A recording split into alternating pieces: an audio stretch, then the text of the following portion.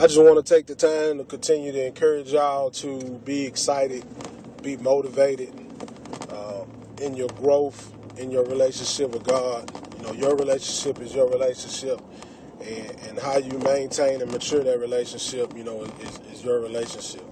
You know, it's not anybody else's. So don't look at one person and feel like you less or more than that person. You know, everybody's on their own, you know, their own path, their own maturity level. Not everybody praises the same. Not everybody prays the same. You know, we're all different people. You know, as hard as it may be, you know, when you're excited and you got joy, you know, everybody you want to share that joy with you may not. You know, but don't let that discourage you. You know, continue to be joyous, continue to be excited about whatever you may be excited about. You know, just continue to be joyful. You know what I'm saying? Don't let people take your joy, and it's hard at times. You know, and I myself, like I said, I'm talking to myself because I myself fall to that. You know, I allow, you know, other people to steal my joy. You know, I'm happy for a minute, and then all it takes for somebody, you know, who I expect to be happy about my joy, happy with me, to say something, and it kind of breaks my spirit. But, you know, I'm learning to better myself at that and just protect my spirit. You know, if it's a situation, you know, that I'm sensing, you know, I probably ain't going to end up happy with this, you know, I just take a step back and make sure that I maintain the integrity of my spirit. You know, whatever you got to do, continue to push, continue to find people who are positive support groups, not negative. You don't want to be in a support group and it's supporting you the wrong way. They pulling you down, or they have something negative to say all the time. Make sure you know, find some positive support groups. Find people who encourage you to continue to move along in your faith. And, you know, regardless of who it may be, you know, I give you one example, you know, and I told him the other day, man, you know, I sent him a message and told him, you know, if it wasn't for him, I wouldn't be here. You know, I wouldn't be doing what I'm doing. You know, I may still be a Christian, but what I'm doing now all started years ago, back in 98, 99, when I first got into this thing. You know, I came into it under Jody Bush. You know, J to the OD, Mr. You Hate Me, whatever you want to call him. To me, it was just Jody. You know what I'm saying? And he was big bro. You know, he brought us in. He let us know it wasn't just about rapping. You know, he sat us down and, you know, we read the Bible. You know, we got into the Word. He let us know it was a spiritual thing first. And then, you know, you got to make sure your spirit is growing before you can, you know, rap about this and try to lead people to get their spirit to grow. And, you know, we went years without talking. And then, you know, happened to hook back up, shared some words back and forth. And, you know, just those few little words, you know what I'm saying? It just was like the love was still there. He still support me, you know, and he threw his arms up open, you know, off top. Like, no beef, no nothing. Was just like, look, if you need me, if you need anything, you need to talk, you know, I'm here, bro. And a lot of times, even if that person don't call you ever, just the fact that you told somebody, look, if you need me, you know, I'm here. If you need to talk, I got you. If you need somebody to just listen, I got you. If you need a hug, I got you.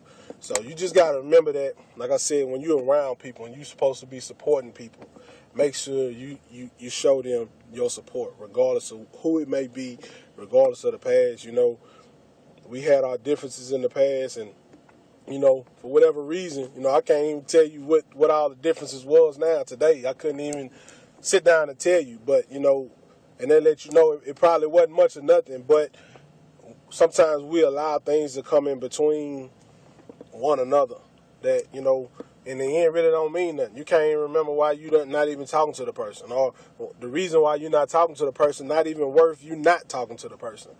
But at the end of the day, when you could come back to a person and say, look, man, I got you, you know, that means a lot. And, you know, I just want to express that, to try to encourage people. Also to express, you know, I appreciate that. J to the OD. That's what I know him as. You know, y'all may know him as Mr. You Hate Me, but I came in them days when it was strictly J to the OD, man. And, you know, even with Double R, you know, the fact that Jody took the time out to bring us in and grow us spiritually. He introduced us to so much. You know, he introduced me to Rick, who was also influential in everything I'm doing now. You know, I still remember Rick pulling us in front of the barbecue pit and making us put our hands over the coals and telling us, you know, hell is going to be 1,000,000 times hotter than that. You know what I'm saying? So imagine the heat, you know, that you're going to feel if you go to hell. You know, I remember those things, you know, and those things would mean a lot. And regardless if I don't talk to them every day, you know, the fact that I know if I do need them, you know what I'm saying, that they made themselves available, that they let me know that if you need something, regardless of the reason why we ain't talking, we can squash that, regardless of the reason that I don't talk to you every day, that you don't have to be in this clique. And that's the thing, you know, I want to let anybody know, you know, regardless of what our standpoint is now, regardless if I know you or not, if you need, you know what I'm saying, you need me, holler at me. You know what I'm saying? Now, I may not have, you know, $50,000 to pay off your house if you finna get foreclosed. But, you know, if you need an ear, if you need somebody to talk to, you know what I'm saying, give me a call or give me a holler. Let me know what's going on. And just by making yourself available sometimes, just by letting somebody know that you care enough to make yourself available really means more than enough. You know, you may not even have to say a word to that person, but you really just help that person, you know, with whatever situation they come. You really just showed that person so much support just by simply saying that, you know, what's up? You know, I got you. I'm here. You know what I'm saying? It's been the same way. You know, like I said, my cousin Mike and my cousin Yo, man, we've been down for a long time, you know what I'm saying, for a lifetime. And, you know, them boys always told me, you know, if I need you, I got you. And vice versa. You know, regardless, you know, if we fought or not, wasn't getting along, you know, one of them needed me, I had them, you know what I'm saying? It wasn't no issue of that.